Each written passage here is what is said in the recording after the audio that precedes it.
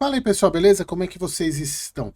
Iniciando mais um acompanhamento mensal, vou falar sobre o KCRE, o Que Nem Acreditas. E eu estava conversando com um gestor esses dias, ele chama o KCRE de CACRE, CACRE 11. E eu queria saber a opinião de vocês, se vocês já ouviram KCRE ou CACRE, se alguém já ouviu alguém falando de CACRE. É claro que eu não sei como é que vocês vão ouvir, é só colocar escrito, o Eric, é a segunda opção, Cacre, eu já ouvi falar. Mas eu sempre falei KCRE e vou continuar falando KCRE. Beleza, pessoal? Então bora pro relatório gerencial de março.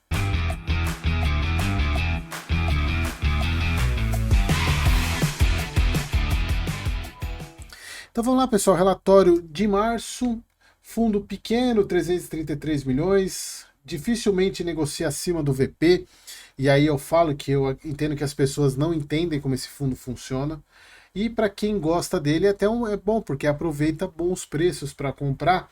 E depois que eu comecei a analisar o Bari também tem a mesma pegada, embora tenham diferenças estruturais entre um e outro, mas a questão do crédito pulverizado, baseado em home equity, muito parecido, mas a gente está falando aqui da Quineia e no outro na VBI, que é um fundo meio deixado de lado, mas ambos com deságio.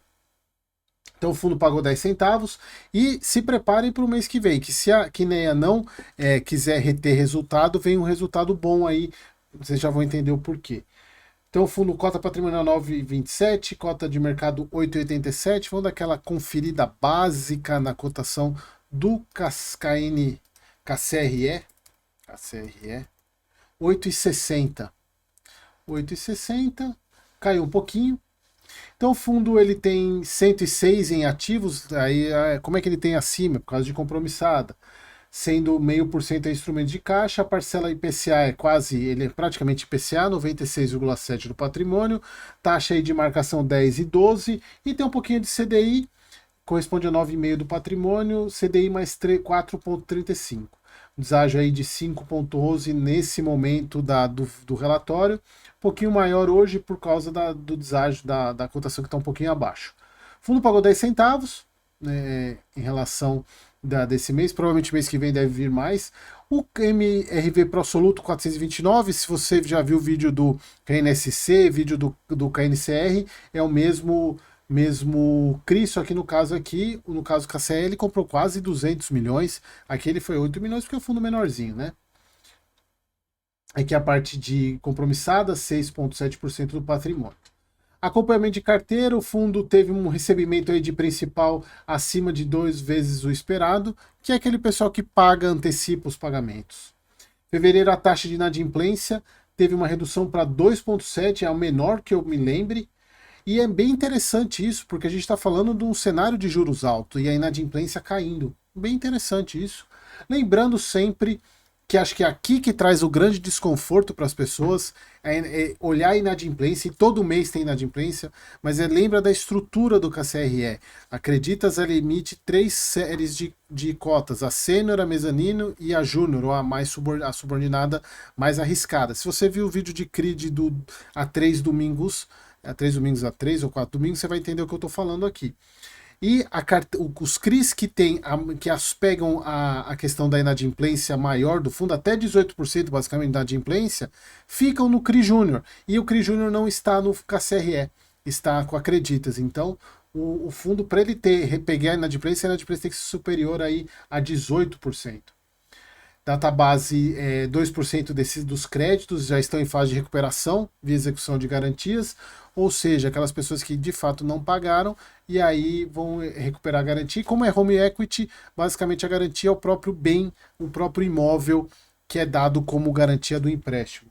É por isso que as taxas são baixas, não acreditas, né? Bom, alocação do fundo, como a gente já viu, PCA grande parte, né, quase 97%, IPCA 10,12. Aqui a gente vê, o fundo não negocia acima do VP. É muito difícil esse fundo fazer emissão, porque mesmo em cenários bons, ele negocia abaixo do VP. Algumas pessoas já chegaram até a questionar e ver a viabilidade dele ser incorporado ou pelo KNSC, pelo próprio Canip, o que eu acho um pouco difícil, porque ele é mais arriscado, né? Ele tem um pouquinho de risco, ou incorporado pelo KNSC, juntar. Eu não vejo muito sentido, eu gosto das duas teses, eu acho que não faz muito sentido os dois juntos, mas Parte de informação contábil, março 3,8. Fala, Eric, mas e a inflação de fevereiro? Cadê? Olha, ele gerou 0,9, pagou 0,10. Por quê? O KCRL tem um regime de apuração diferente dos outros fundos. Ele pega M-2. Então, como a gente está vendo março, ele ainda pegou janeiro. É a partir do mês que vem que entra fevereiro, e é por isso que eu falei para vocês que provavelmente o resultado do mês que vem vai vir próximo de 11 a 12 centavos. Não duvido que venha, ainda mais, nem no mês que vem, mas no outro, porque no mês que vem ainda tem janeiro. Mas no mês que vem, sem ser agora em junho, que aí vai pegar a inflação de fevereiro e março, a gente está falando de março quase 0,6, se eu não me engano. Imagina 1,3 mais 0,6, nossa, esses fundos IPCA vão nadar de braçada nesses próximos meses aí. Bom, cota diária, taxa de tabela de sensibilidade, o fundo... Aqui o ticket médio, né, dos empréstimos, 219 mil, o LTV médio 45%, ou seja, os bens dados como garantia valem muito mais do que a própria dívida, que os ativos quitados tem sempre um aumento, assim, isso por um certo lado é bom, porque o fundo consegue ter dinheiro para poder comprar outros CRIs. Índice de cobertura caiu um pouquinho, mas nada, nenhum problema. Fluxo de esperado 2 vezes esperado, então tranquilo. 12 dias de atraso médio, créditos em retomada 2,2%.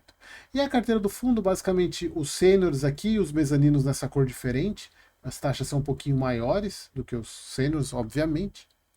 Beleza, pessoal? Então era isso. Mais um mês aí acompanhando o KCRE, KCRE. Gosto muito desse fundo. Eu tenho uma quedinha por ele, mas é claro que eu não estou recomendando por vocês, porque precisa entender como é que funciona essa dinâmica dele. Mas... é isso. Espero que vocês tenham gostado e até o próximo vídeo.